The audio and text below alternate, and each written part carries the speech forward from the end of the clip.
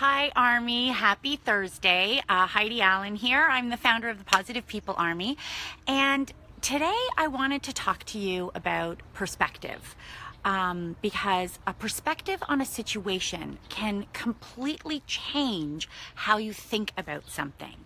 So this conversation has come up actually many times just lately with a number of Army members I've talked to, friends that I've talked to, and sometimes when you just have a slight shift in how you react to something or how you're dealing with something, it all of a sudden can make you feel so much better. So I want to tell you this very, very simple story about perspective, first of all, and I will share the story that I wrote out as well. But when my son was in grade 3, we switched him to a new school, and he could not wait to go to his school. He absolutely couldn't wait for it. I dropped him off at school. He ran in. I'm thinking, oh my gosh, he's going to have the greatest day ever.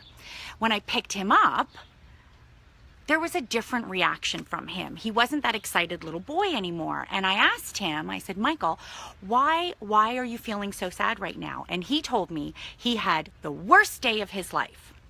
I said, okay, well, why don't you tell me why you just had the worst day of your life? And he said, I went out to play recess, and the kids in my new class told me that everything green on the playground was timeout. So Michael told the kids, he's a very confident little kid, he told all the kids, well, actually that's not fair and it's stupid. There's too much green on the playground. The grass is green, the trees are green, the playground equipment was actually green. So Michael said it's not fair. Too many people can get a timeout. So they told him he was stupid, and for the rest of the recesses, which were 2, he did not play with them. So of course, grade 3, this is the worst day of his life. So as I was sitting there, I said to him, I said, Michael, your last school that you went to, when did you start that? And he said, junior kindergarten. And I said, in junior kindergarten, did you come up with the rules of how you played tag?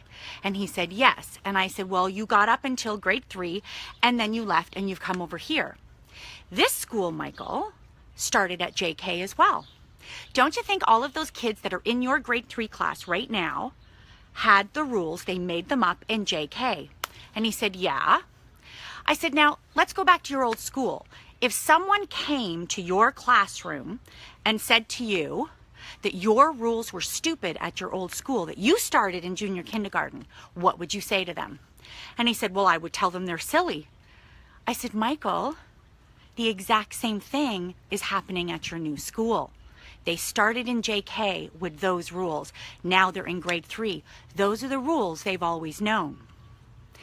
Michael looked at me and he said, oh my God, Mom, I get it. Their rules are fine. They're just, they don't know any better.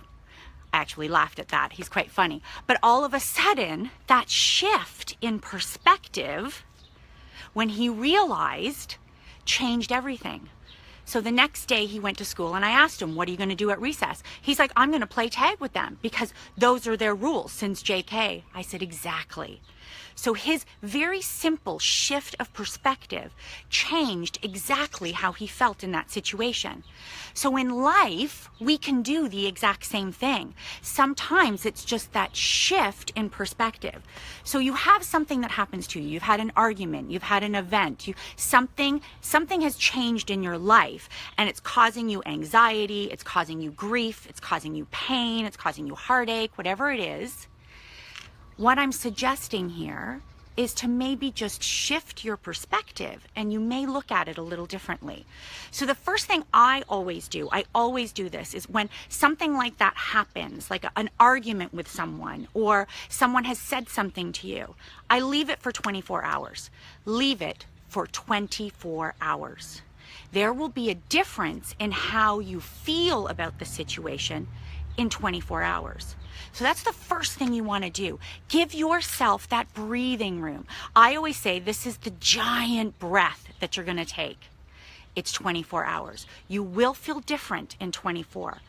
Then once the 24 hours have passed and you do start to feel a little different, you can now start focusing on what the situation is. Because when you're in all that pain and you're in all that anxiety, your focus is so narrow. and all you can see is the problem in the situation. So after the 24 hours, you can expand your focus. You can start opening up and seeing it a little bit more for what it is, instead of just that moment, that hurt, that pain, whatever it was. You can open yourself up a little. So you're going to all of a sudden refocus on what this situation is. I always say to write it down. Write out what it is, because sometimes